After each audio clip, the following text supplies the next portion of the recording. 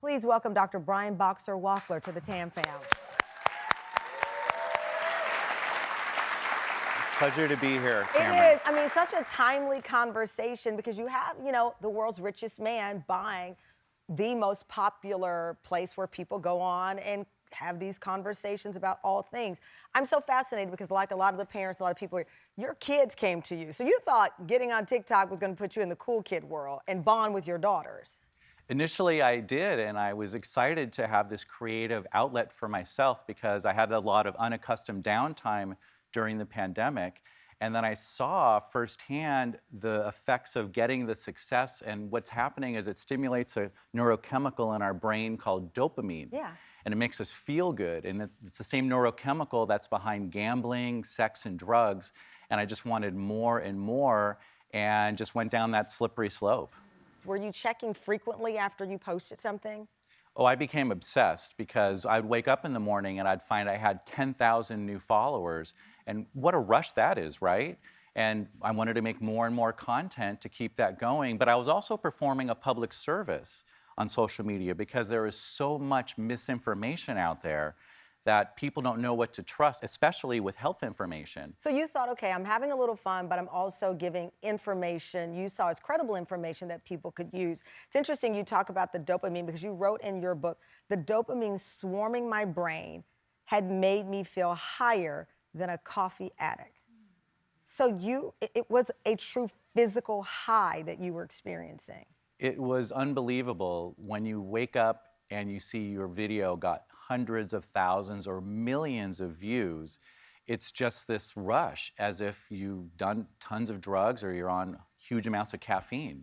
And those are real effects. I mean, those are the same effects that people get with drugs. Yeah. You wrote in the book, you said, I was spending about 2 to 3 hours per day creating content and interacting with my followers. It was exhausting, but I could feel the dopamine starting to percolate in my brain, prodding me to keep going. I've done a lot of addiction shows over my 30 years of doing this, and what you're describing is exactly what people have said drugs do to them. What I'm struck by, though, is how it went next level. You said, I'd been guilty of ignoring my real-life family in favor of virtual ones. That's the truth, and that is the hallmark of addiction. So people need to know that social media addiction is real, and it's much more common than we think.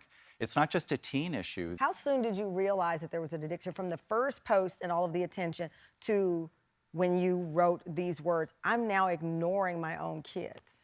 I had no insight that that was happening. So it was literally only until I had some interactions with my family that gave me a little bit of that wake-up call. But at the time, I had no idea. I'm a Beverly Hills medical doctor with millions of followers, and I have a flaw. I easily became addicted to social media.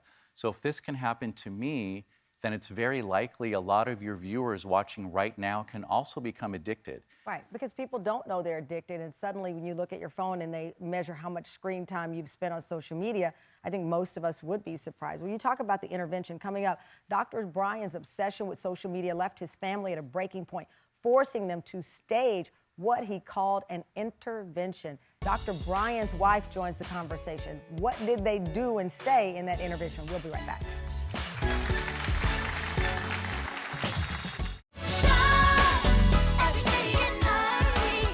And then, you're not going to check your phone in the middle of our conversation, are you?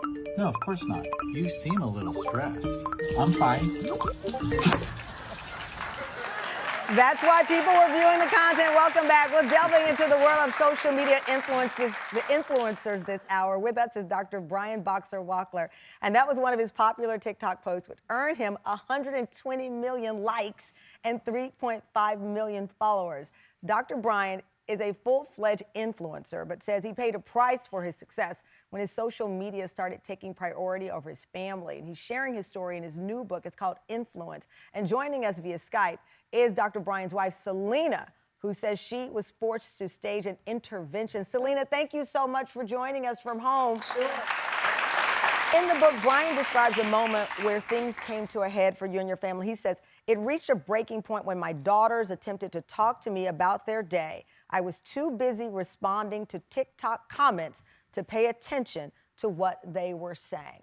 You were watching all of this play out. I imagine it's frustrating. It causes anger. It's hard enough when your spouses don't open up the Amazon boxes, hint, hint to my husband. But now they're ignoring you for virtual people they don't even know. How are you handling it? You know, it was a very tough time. I would say hearing from the girls daily, what's going on with daddy? Daddy's not around. Where's daddy?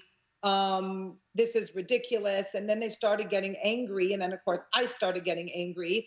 But, of course, trying to maintain the united front of parenting. Yeah. I was like, oh, it's okay, it's okay. And I shoved it under the carpet until it really did come to a head where we kind of were happy when he wasn't around because we didn't have to deal with the ding dings of the phone and we didn't have to address it. So it just came to a head where we had a conversation, intervention, as we like to call it. And I would say that it was difficult, but we did it and we've overcome since then. Dr. Brian, how does it feel when you hear your family say they were happier when you weren't around? I mean, as a parent at the time, I didn't know what was happening. So when I learned about this, you can imagine how broken up I was when I finally had this realization. But that took some time because in the book you said, when they confronted you, the family confronted you, you said, I felt betrayed because I interpreted my daughter's actions as meaning they were no longer supportive of my goals. Part of me felt they were jealous and resentful of losing my attention. Well, we know kids get jealous when they don't have their parents' attention. And you did not immediately process it as I need to stop. They originally got me started as 14-year-old girls.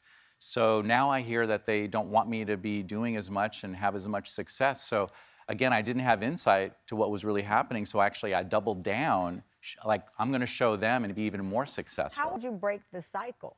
Fortunately, as it turns out, one of my videos got taken down by TikTok because of a community guideline violation. And at that period on the platform, all my videos were suppressed for about 2 weeks. So I could get nothing to go viral. And that forced me into withdrawals. Wow.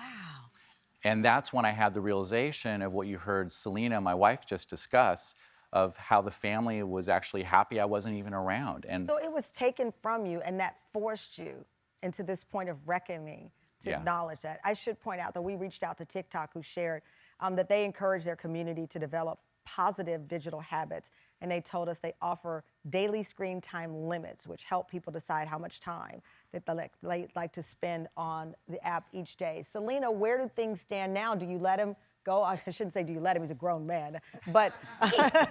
That's to debate in my family. That's to debate. Where's the balance now? Where's the balance now? Oh, it's totally rectified. Balance is good.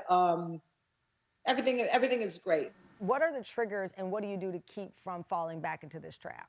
Number one is I took all the apps off my phone. So All of them? I only work on an iPad. Oh. So when I go out, I don't have my iPad and they're not with me on the phone. So I've actually set myself up to have the protections. And I don't check my apps right before I go to bed. I don't check them when I wake up in the morning. And I now know, because I almost paid a hugely serious price with my family, what's at stake. It's a fascinating story. Dr. Brian's book, it's called Influence, The Impact of Social Media on Perception. He's written this book as a cautionary tale for everyone out there. And Tam Fam, guess what? It's an incredible read. You're all going home with your own copy of Dr. Brian's book. It is truly fascinating. Selena, thank you so much for joining us from home. We appreciate you.